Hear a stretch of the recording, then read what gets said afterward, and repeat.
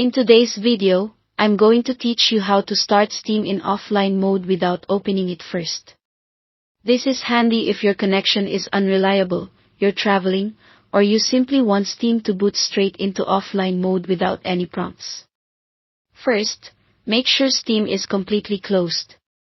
If Steam is open, quit it from the app. Then check the system tray near your clock for the Steam icon. If you see it, right-click it and choose to exit. The goal is to ensure no part of Steam is still running in the background. Next, go to your desktop and find your Steam shortcut. Right-click it and choose Properties. In the Shortcut tab, look for the target field. Don't delete what's there. Instead, at the end of the existing text, add a space and type offline. For example, if you see something like C program files x86 steam.exe, change it to C program files x86 steam.exe offline. Be careful to keep the existing quotes and just add the flag after them. Click Apply, then OK to save.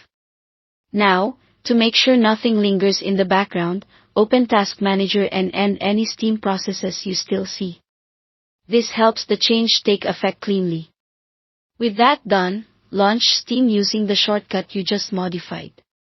Steam should now start directly in offline mode without attempting to go online first. If Steam still tries to connect, we'll adjust a configuration file to force offline startup. Open your File Explorer, then go to Program Files, then open Steam Installation folder, then go into the Config folder. You're looking for a file named loginusers.vdf. Before you change anything, create a quick backup copy of this file so you can restore it if needed. Open the original file with a plain text editor. Inside, look for the offline toggle value and change it from 0 to 1. The exact line can vary depending on your setup, which is why that backup is important.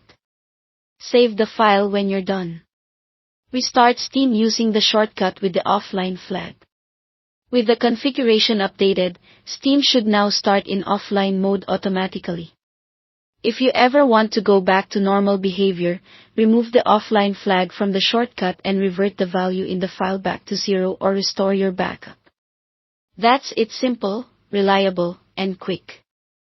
Thanks for watching, and don't forget to subscribe to this channel for more videos like these.